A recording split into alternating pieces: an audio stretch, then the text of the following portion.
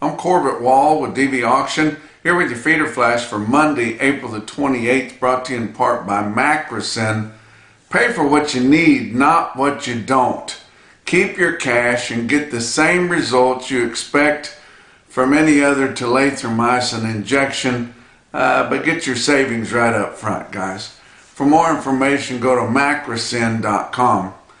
Also, Joplin Regional Stockyards in Carthage, Missouri, here for the regular Monday feeder cattle auction. They're expecting 9,000 head, be starting at 5 o'clock in the morning, which is pretty typical for them. Got kind of a busy schedule here coming up. They've got a primetime livestock video on Thursday, May the 1st here, starting at 1 o'clock in the afternoon. Then next week they're going to have a special cow and bull sale Wednesday, May the 7th at 4:30. But 9,000 here, that's a good run. A little on the heavy side there, and you think, gosh, where do they keep coming up with these cattle? It's just unbelievable. I've talked to them around there, and they just said, that there'll be pot loads of cattle from 500 miles away just pull up in the parking lot and get in line. And they're just that big, guys. But they take care of everybody. I guarantee you they'll know some of the boys there before they leave. But if you want a good place to sell cattle, check out Joplin Regional Stockyards, Carthage, Missouri, right on I-44. You can get more information from them at joplinstockyards.com.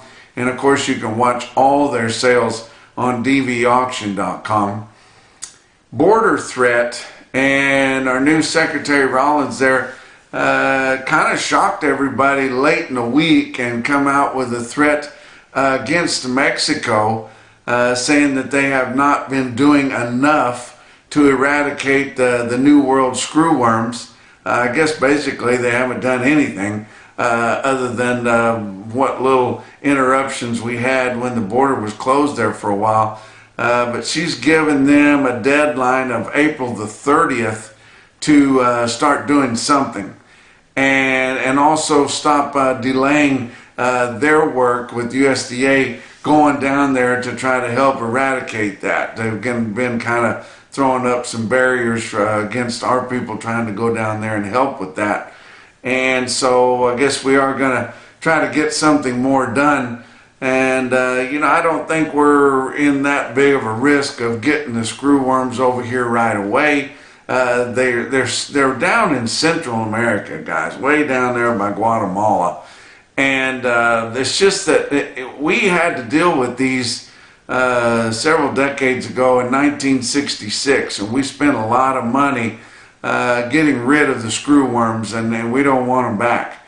But, I don't think that it's real imminent that they're going to come across.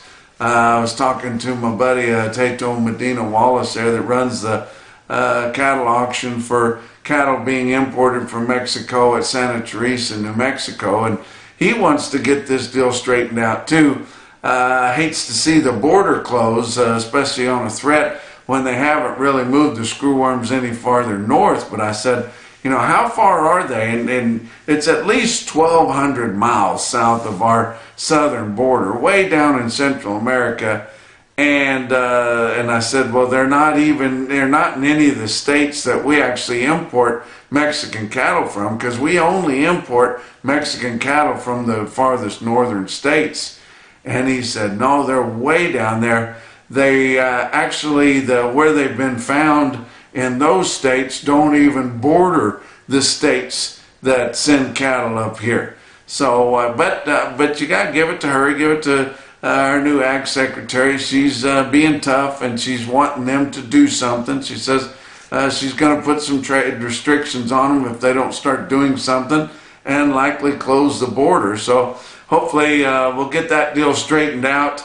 Kind of hate to see the border close again, and I know there's a lot of you that say, oh, we don't need anything. Well, I live in Texas, and Texas depends on those Mexican cattle.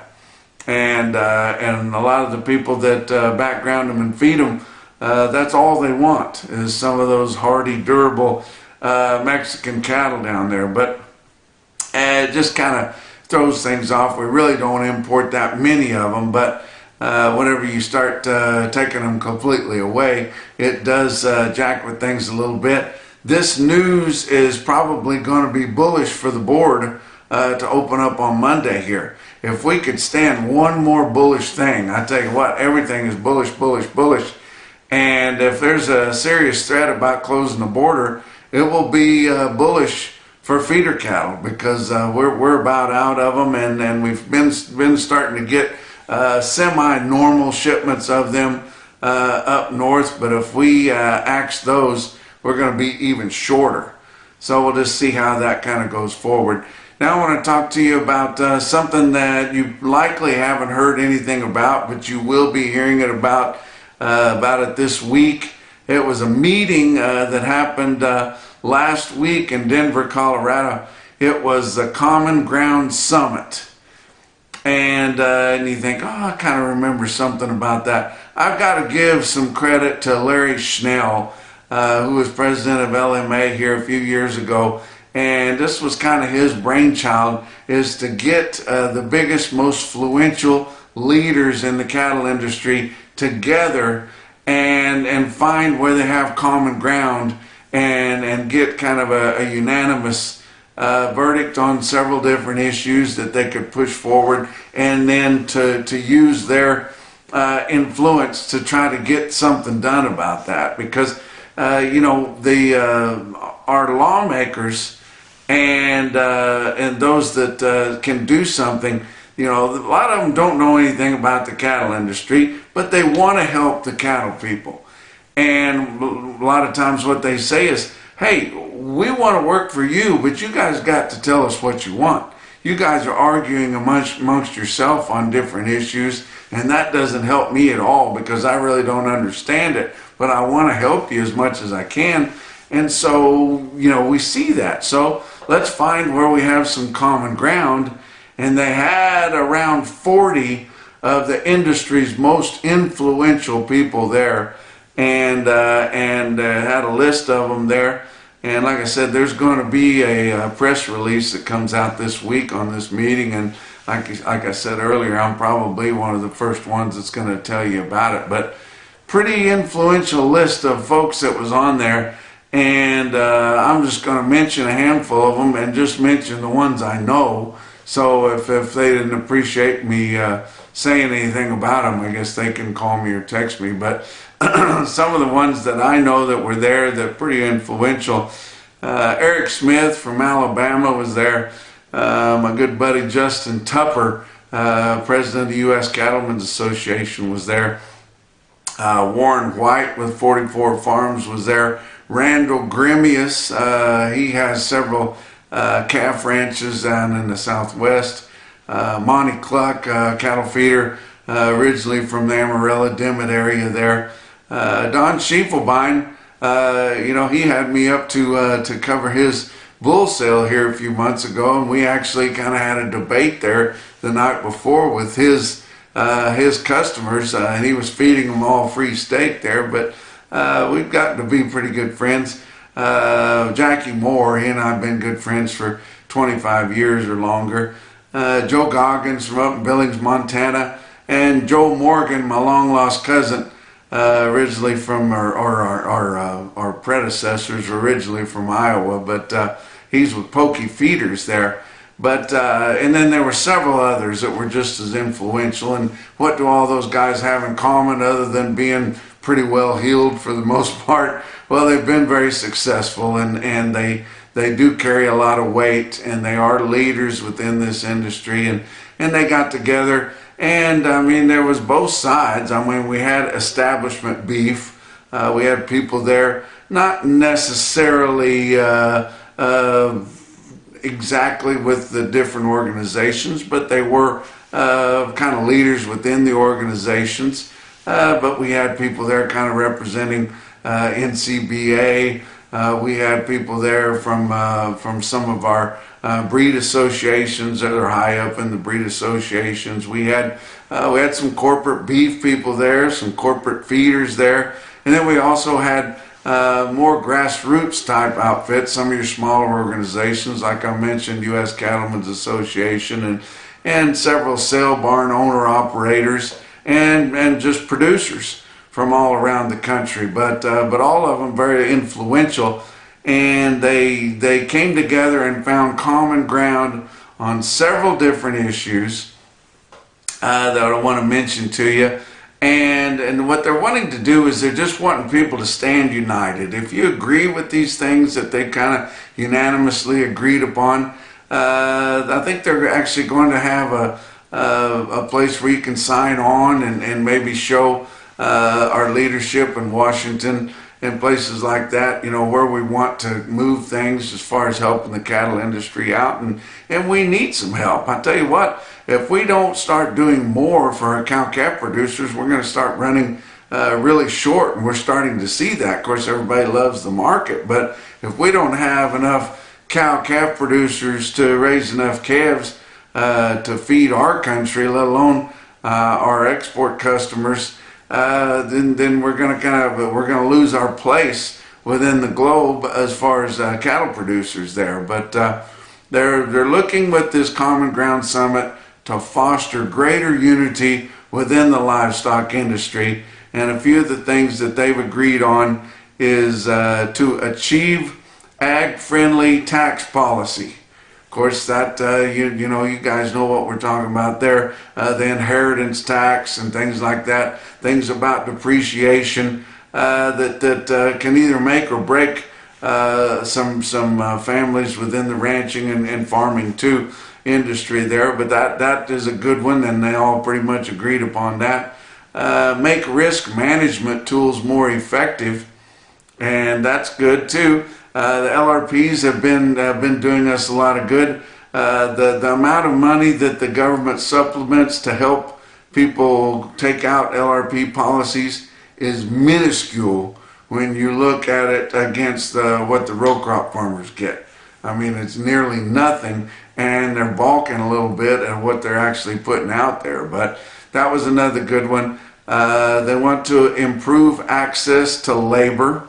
Of course, we know about that. When you know, we need temporary workers, and we need to be able to get some workers in there that will do the kind of work that this industry has for them, and somehow get around those laws. I mean, we want to work with people that are here legally, and some of them aren't citizens. They're over here on a work program, which is fine, but we need to improve the access to that labor because we do need those people and they want to do the work.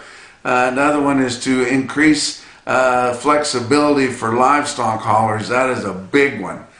These livestock haulers, it's totally different, these people that are hauling freight and people that are hauling live animals that are shrinking under stress and everything. You know, they need to continue where your livestock haulers do not have to deal with the log books, the hours of service and things like that. Your bull haulers are just a different breed, and they need to be seen that way. And I don't think they could prove anywhere that they're not as safe as the other haulers out there. And most of them just have a love for what they do.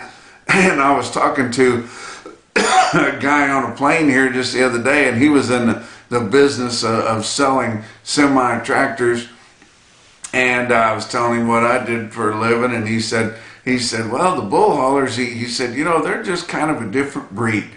And that's exactly true. They are a different breed. And so they need to be treated that way. And like I said, they're hauling, you know, live freight there. But another topic was to create support for young and emerging livestock producers. Now, we know how expensive it is for a young livestock producer to get started if he doesn't inherit it or something like that. They want some more programs with the government to help those young people get started in the industry. And it's hard to get anything done at the industry if you don't have any ground, and they're not making any more of it, and it's so hard to get going there. But I applaud everybody that was at the Common Ground Summit, everybody that helped put it on. I think it's a good deal. We need to show that we can agree on several things and go forward that way. Of course, I wouldn't be fair if I wasn't the devil's advocate. And you know, I was talking with several of the people there, and some of them that I mentioned there about the meeting, and of course I'm like you're thinking too. Well, what about vertical integration and alternative marketing agreements taking over all of our fed cattle trade, and there's no price discovery and there's no market transparency, and then what about mandatory EID tags, and then what about if they start trying to push them like they're going to on calves and yearlings and things like that? Nothing. There were several things, volatile things like that, that they agreed not to discuss. And you can kind of understand why, and maybe why they didn't invite some people to come to that, because once you get to arguing and one person won't listen to any other person's idea on that, then you've wasted the trip. You haven't got anything done. So it's just like what they call it, common ground, and that's the reason that they did it. And that's the reason that we're not going to get any answers on any of these volatile things, because they're volatile, and you know that. But I said, so pretty much you guys agreed that you like your beer cold and your steaks medium rare. And everybody agreed, but pretty unanimous there. But you got to give them credit for doing that. And I just think it's amazing that they got all those individuals there at one place at one time, and they all have busy schedules. So that was a great deal, and I think we're going to see more from the Common Ground Summit. And if you guys want to see how you can become part of this, sign on to it, say that you agree with these things that they agree with. They've set up a website called commongroundsummit.net. Go on there and check it out and look at some of the particulars on these different ideas that I told you about. Let's talk about your board for last week. April live cattle futures, Monday was down a nickel, Tuesday was up $1.60, Wednesday was up $1.32, Thursday up 80 cents, Friday up 75, all up except for that down nickel on Monday. But April live cattle ended the week at 214 and a quarter. That was up 443 for the week. June ended the week at 208 and a quarter. Now the thing there is, we're going to lose April here in just a few days. And then your spot month is 208 and a quarter to June. We're trading cattle 213, 212, 213, 215, things like that. Something's got to give here, and I hope we don't have basis jumpers pulling our cash market down. I hope people get in there and realize that that June live cattle contract is too low, and give it a big boost here early this week so that it can get pretty well close to what your cash market is by the time it takes over as your spot market. But June ended at 208 and a quarter. That was up 418, so it did gain pretty good ground last week. Feeder cattle for May, Monday was down 132 and then all up the rest of the week.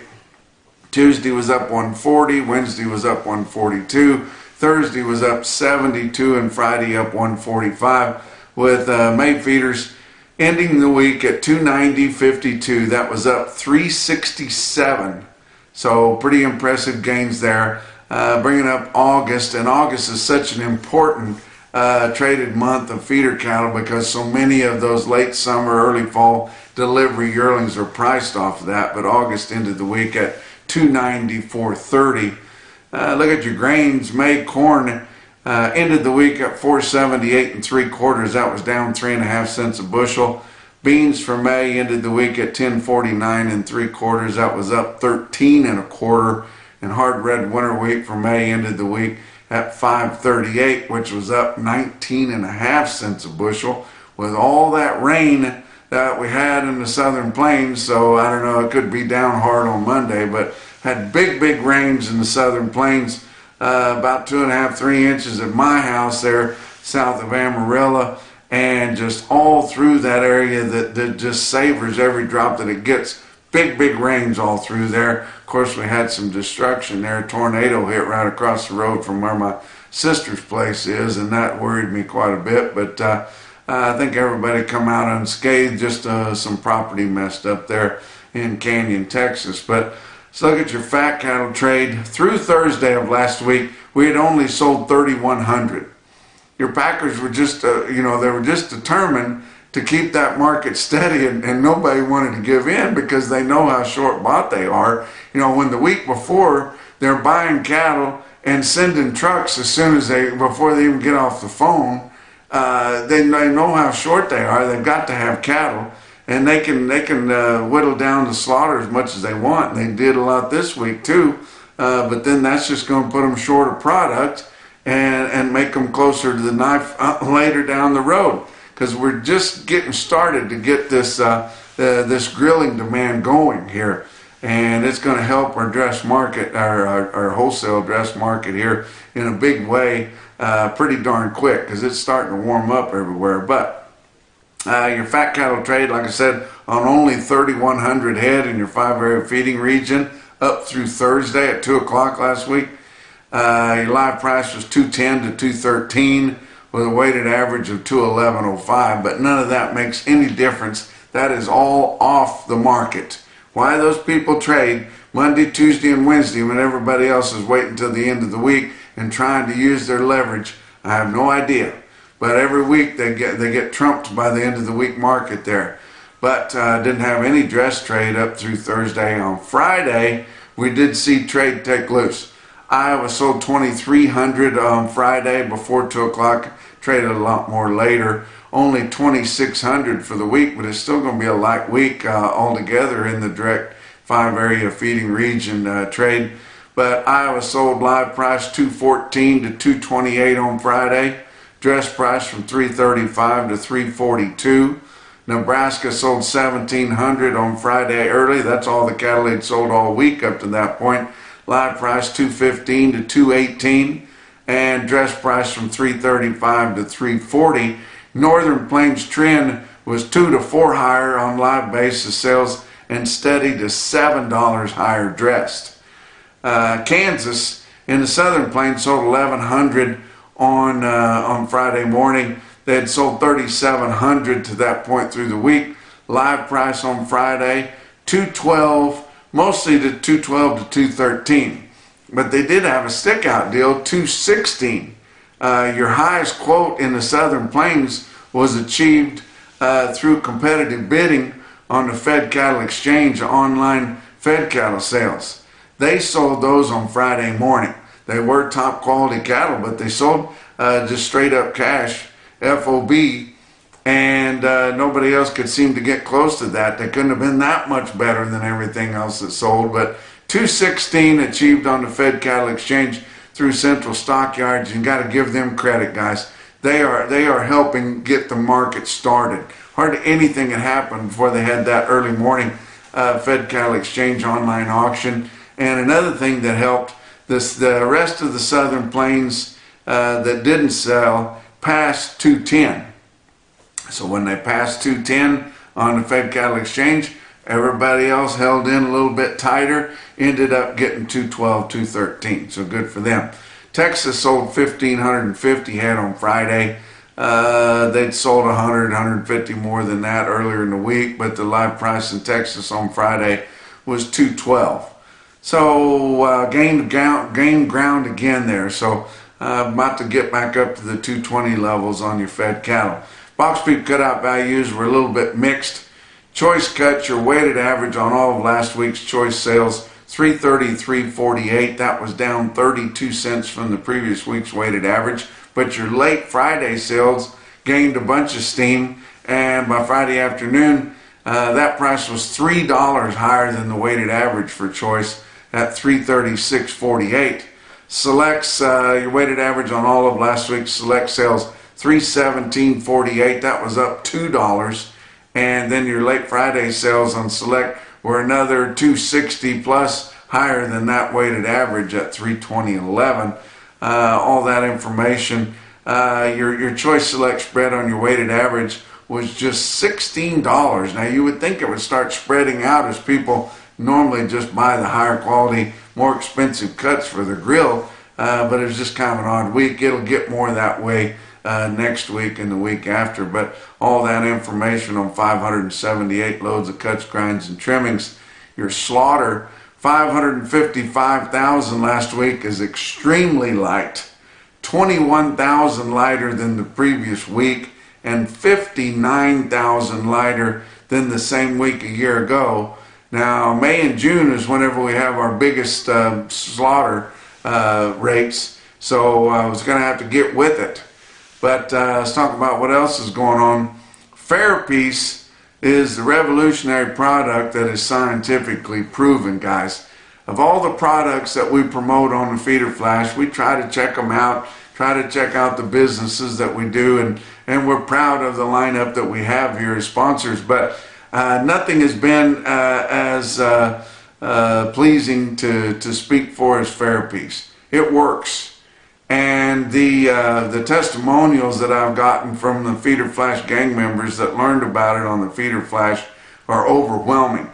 And they're giving testimonials on things that Dr. Rodrigo didn't know for sure would help.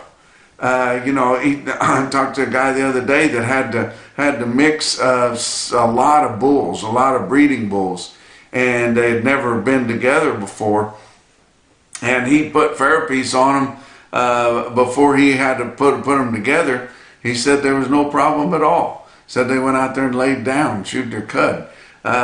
People that are sending cattle into the slaughterhouse and treat them TheraPiece before they go to the packing house, and it virtually eliminates the dark cutters, which, I mean, they're a small percentage anyway, but if you have one on a deal, it just kills the deal. All kinds of deals. And some of the guys that have tried TheraPiece and told us how good it works would be some of the hardest guys to please. But you got to address the stress in your cattle. You got to try TheraPiece. It's too cheap not to try it, guys. For more information, go to TheraPiece.com. Let's talk about your feeder cattle market, brought to you by Specialty Risk Insurance. They're working to protect your livelihood. Your real-time index on DVAuction, based on an 800-pound cash auction steer up through your middle 12 states, ended the week at $294.39. That was $3.75 higher than the end of the previous week. And I told you guys, I think that the real-time index will get to $3 before it quits here on this rally. And I think it's going to grow here next time it comes out. Now, your latest CME cash feeder cattle index is always lagging behind. It's sitting at 289.88. It's unlikely that it's going to gain much ground the next time it comes out because it's got a lot of direct sales in there, but not a ton. I did see some, and they are mostly cheaper, but not a ton. And there's some good sales here at the end of the week I'm fixing to tell you about that are going to help keep that thing pretty high. But sale you need to be thinking about, another one here on Monday, is Callaway Livestock Center in Kingdom City, Missouri. 4,200 plus feeders for their sale. I think they still start at 12 or 12:30. It's on DVAuction.com. Quality will be outstanding. Check them out, guys. Your cash feeder cattle trends last week and your sales feeders were $2 to $7 higher. Stocker cattle and calves $5 to $10 higher. Spots as much as 20. It's just wild out there, guys. Bullish, bullish, bullish. Let's talk about your impressive sales late last week and over the weekend. How about Fort Pierre Livestock Auction in Fort Pierre, South Dakota? 6,100 head for them. It's been 2 weeks since they had a big sale, and the trend was mostly $3 to $12 higher, running from your calves all the way up to your feeder weights. But it was your NationalBeefWire stick-out sale of the day. Check out these quotes throughout the sale there. Steers, 161 head of 4-weight steers at Fort Pierre. The average 485 with a weighted average price of 435.66. 385 head of the 5-weight steers in Fort Pierre, average 578 at 392.43. 775 head of 6-weight steers, average 660 pounds with a weighted average price of 356.83. 649 head of the 7 weights, average 770 at 322.82. Here's why I think that the index level is going to get over $300. They had 1,184 head of 8-weight steers in Fort Pierre, South Dakota. They averaged 831 on the weight with a weighted average price of 306 on all of them. Wow. How about the heifers? 181 head of 5-weight heifers, average 571 at 347.58. 423 head of 6-weight heifers averaged 652 at 316.60. 538 head of 7-weight heifers averaged 743 at 302.19. They had 410 head of 8-weight heifers there. They had replacement heifers. 87 of the 7-weight replacement heifers averaged 773 at 338.52. 410 head of the 8-weight feeder heifers averaged 832 at 275.85. And 367 head of replacement heifers sold for replacement averaged 843 at 302.77. Give you some individual quotes from all around. How about Fort Scott Livestock Market on Saturday? DVAuction broadcaster, they sold 61 steers, weighed 827 at $3 smooth there in eastern Kansas. How about the different quote? Lanesboro Sales Commission in Lanesboro, Minnesota. They sold 82 head of Pee-wee dairy calves, steer calves, weighed 383 and bring 362. Wow. How about Fort Pierre Livestock individual quote? 67 steers, weighed 805 and bring 309.